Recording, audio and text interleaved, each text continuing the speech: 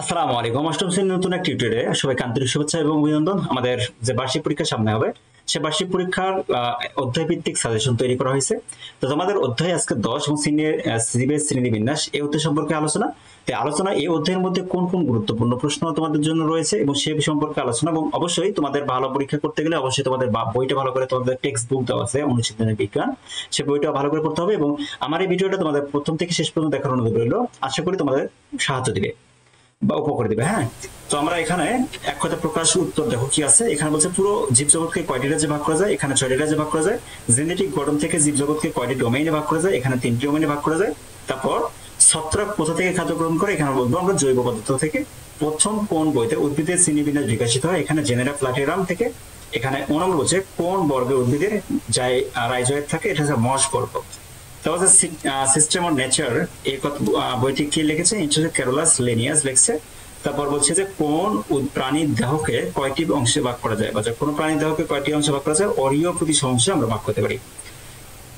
তারপর দেখো যে কোন উদ্ভিদের পাতায় জালিকা শিরাবিন্যাস, এটা হচ্ছে দ্বিবীজপত্রী উদ্ভিদের পাতা জালিকা শিরাবিন্যাস। তারপর আমরা বলবো কোন উদ্ভিদের গর্ভাশয় উপস্থিত থাকে, আবৃতবীজী উদ্ভিদের গর্ভাশয় উপস্থিত থাকে।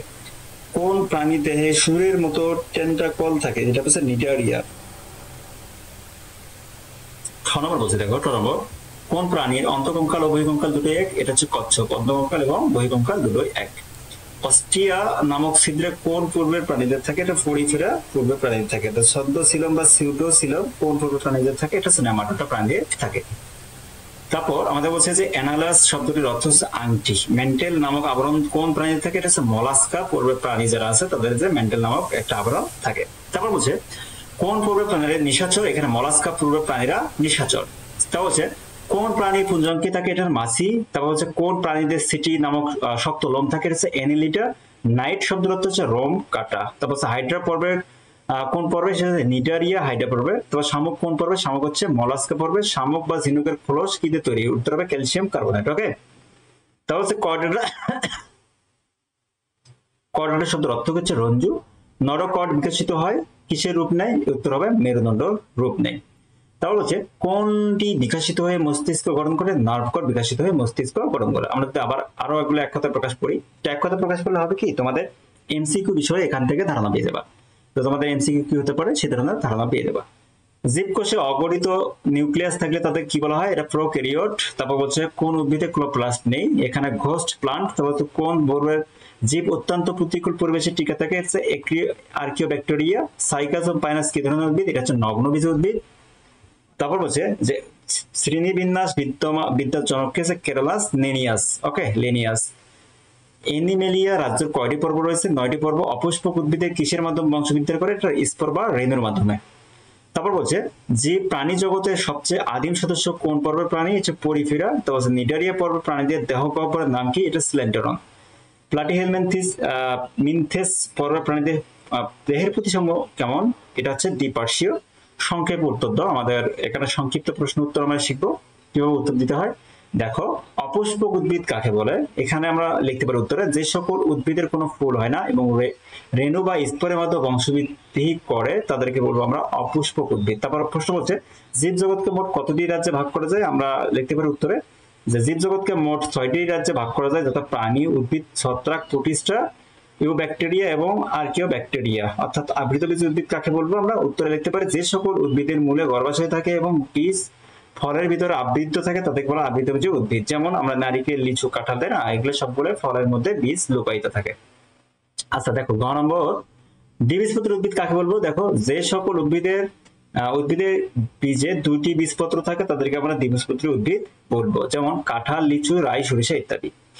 আচ্ছা দেখো, ও নম্বর আমরা কি প্রশ্ন হতে পারে, দ্বিপদ নামকরণ কাকে বলে। দ্বিপদ নামকরণ যে পদ্ধতিতে প্রতিটি জীবকে 2টি পদের সমন্বয়ে একটি নাম দেওয়া হয়, যার একটি প্রথমটি হচ্ছে গণ আর দ্বিতীয় হচ্ছে প্রজাতি, তাকে দ্বিপদ নামকরণ পদ্ধতি বলে। আচ্ছা, প্রতিসাম্য কি বলতে আমরা কি বোঝাই, প্রতিসাম্য কি, প্রতিসাম্য হলো দেখো উত্তরে লিখতে পারি দেহের মধ্যরেখীয় তলের দুই পাশে সমান বা সদৃশ্য অংশের অবস্থানকে আমরা বলবো প্রতিসাম্য। রাইজয়েড কি বলতে পারি, রাইজয়েডের উত্তর আমরা নিতে পারি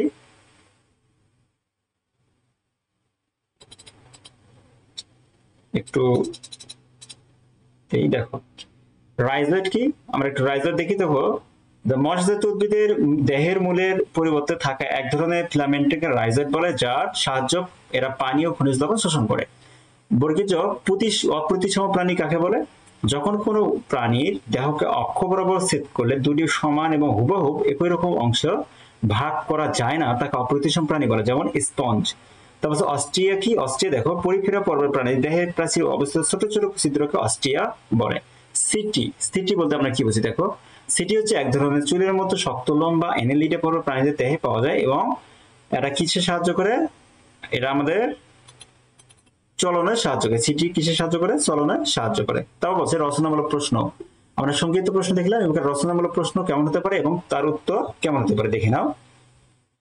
দেখো এখানে আমাদের বলছে যে পরিফেরা পর্বের প্রাণীদের নামের সাথে চারিত্রিক বৈশিষ্ট্য সাদৃশ্য বর্ণনা করো। তো এটা একটা প্রশ্ন, এর উত্তর কি হতে পারে তোমরা একটু দেখে নাও।